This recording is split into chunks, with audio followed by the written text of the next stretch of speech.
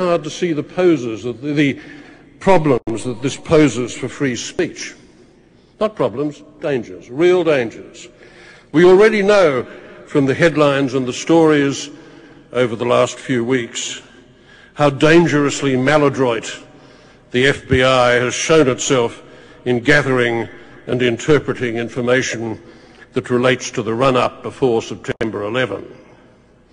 Jammed with data, its agents hardly know which way to turn. Someone goes online in a library looking for flight schedules. Someone else has questions about the meaning and history of the term jihad. More than likely, that is because for every American that had some faint, distant interest in the history of Islam 3 years ago, there are now hundreds, if not thousands. Someone else again is wondering about pilot training facilities, or curious about Palestinian rights, or interested in the structural skeleton of a skyscraper in Chicago. And the government can install flagging and surveillance bots that will signal searches for topics that are completely innocent in themselves. And none of it requires a prior suspicion of criminal conduct. Merely asking the question becomes the ground for suspicion. It's as though this bizarre act were written to be self-defeating. It is wrong that libraries should be forced into a role in this game of self-inflating paranoia. It is a citizen's right that his or her use of a public library and any of the media facilities that it offers should be private, confidential, and sacrosanct.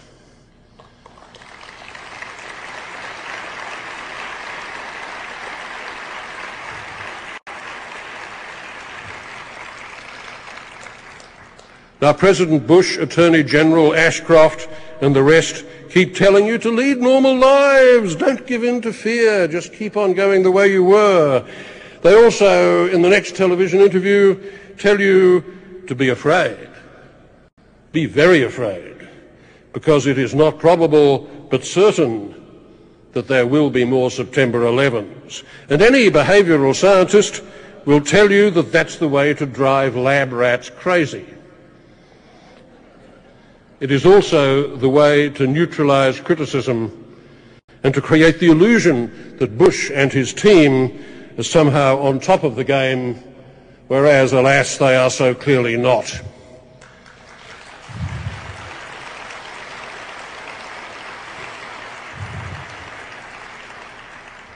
Now, there are some bright signs on this prospect of incipient repression.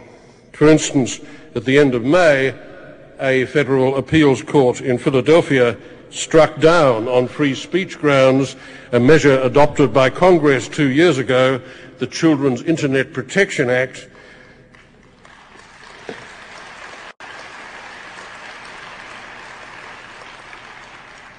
which was written in order to force public libraries to filter sexually explicit websites from their computers as a condition of their receiving federal funds.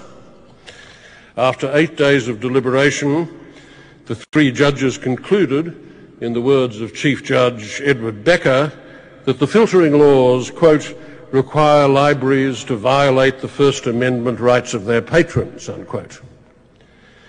There was simply no way of raising the bar against some seamy websites that would not infringe the First Amendment rights of ones that were not obscene or that were even purely educational.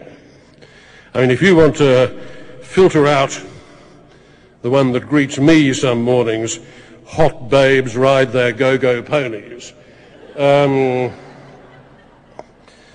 generalizing filter will also get rid of perfectly innocent sites about polo matches. Or if they involved bare breasts, the treatment of mammary cancer. I'm told that many years ago, before I was lucky enough to get my green card and thus become at least a postulant American, some people used to think that there was something forbidding about libraries, those caves of knowledge whose arcana were vigilantly guarded by fierce women who wore their hair in buns and knew what you did not know and probably never would know, and rather looked down on you for not knowing it. I must honestly tell you, feeble as it may sound, that I've never felt this. I have been a writer all my life. Those who do not read cannot write any more than their cars can run on water. Libraries have always been home to me. They've seemed not inhibiting and not scary, but veritable lighthouses of utopian order and generosity among the clutter and ignorance and selfishness and plain damned idiocy of so much of the life that is lived in this world.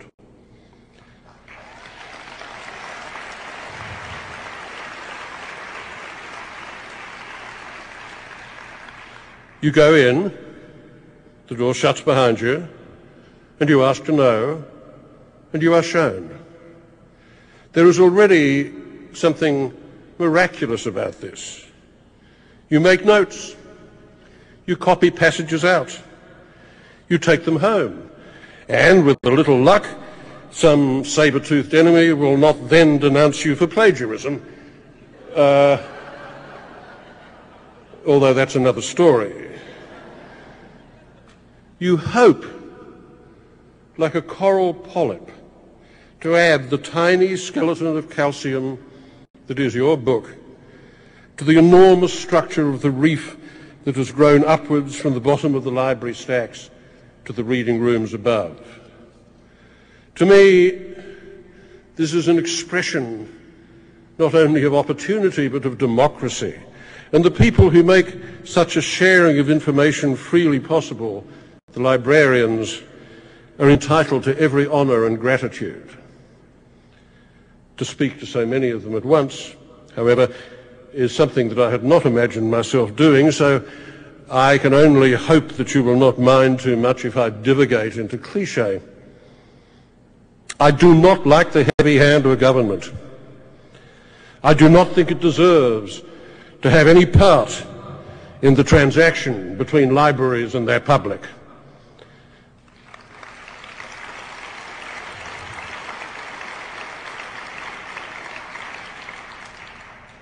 I see any effort to meddle with the business of libraries for moral or political reasons as an attack upon free speech, because even when libraries enjoin their readers to silence in the reading room, their business is speech. It is to create a protected field in which meaning can travel without interruption or distortion from one mind to another, from your image bank to mine. Yes, in one sense the library is a living reef, but it is also a kind of machine, a complicated, delicately balanced machine for the propagation and spread of meaning.